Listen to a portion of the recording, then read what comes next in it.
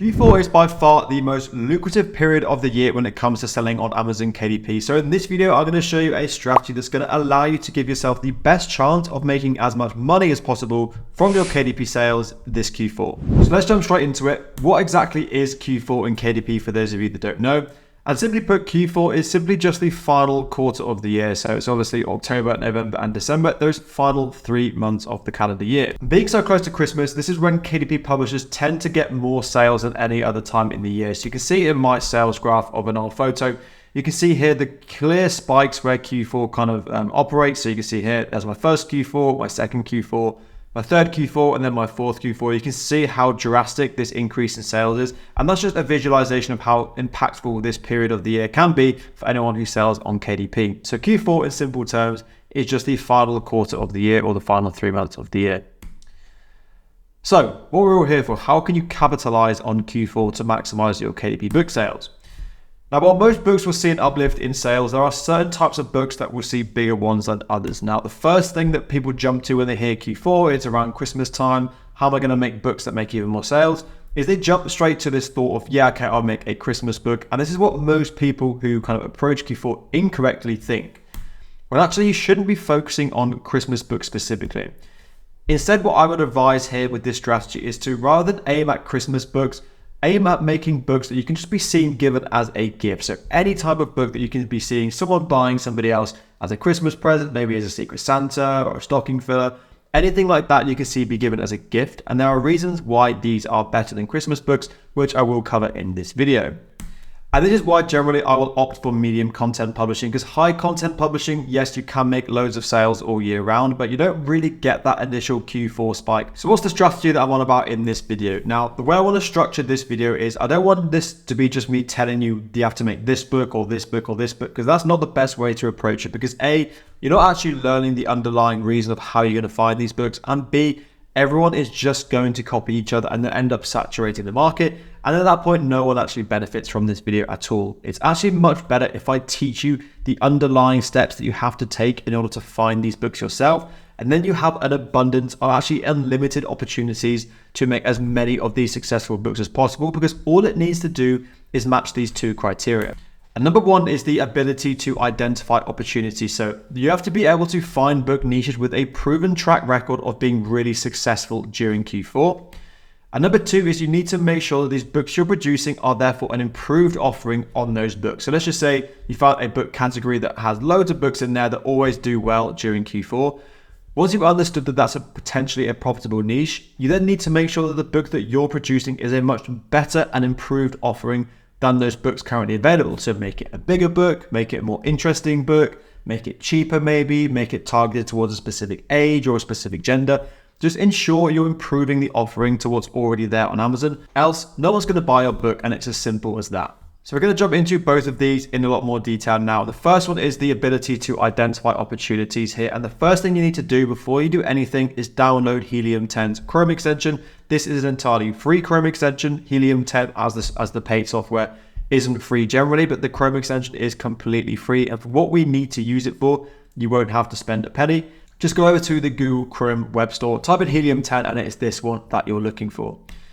And once you've downloaded that, what you can see here is underneath every Amazon listing, there will be a BSR over time graph, which basically shows you how well a book is performing throughout different times of the year. So you can set it to a 24-hour period, 7 days, 30 days, 90 days, a year, or just all time that book's been published. And you can see how well the book performs over time here. And the lower the line is, the more sales it's making because it has a lower BSR ranking. So what you can see here in this jumbo joke book for funny kids is just a complete random example that I found on Amazon.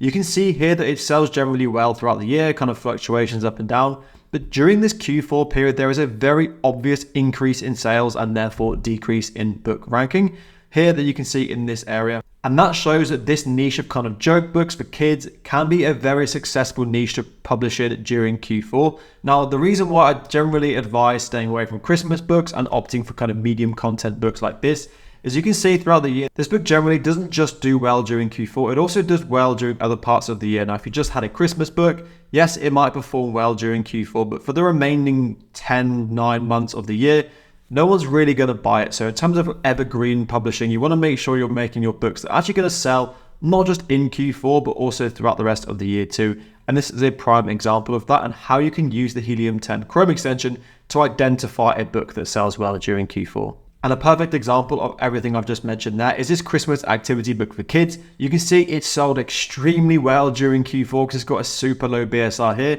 But the minute Christmas is over, it just doesn't make any sales at all, or hardly any sales at all throughout the entire year. And then when it slowly comes back towards Q4 again, you can see the BSR start to drop. So I'm not saying this isn't a successful way of publishing on KDP. You just may as well be making a book that you get the benefit of both Q4 and the remaining parts of the year, rather than just one book that sells well during Q4 and doesn't really sell at all throughout the rest of the year, and then you just rely on this period every single year for your book. So again, it's entirely up to you how you want to approach it, but generally speaking, I would stick to medium content publishing and stay away from just these seasonal Christmas books. Now, moving on to how you can actually improve your offering for your book. Now, there is no set way of improving your offering that's going to be kind of relevant to every single book niche and every single book.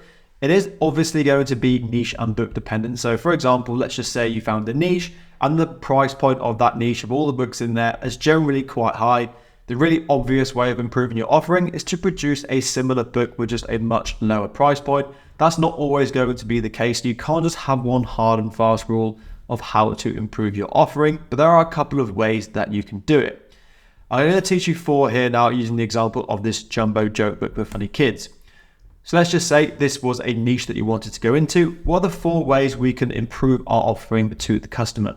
Now, number 1 is to produce a better product. So can this book have more jokes in it? Or can you maybe add something else like coloring pages to it? So it's not just a joke book, there's also coloring pages scattered throughout the book to keep kind of child's minds engaged as they make their way through, and i.e. producing a much better product.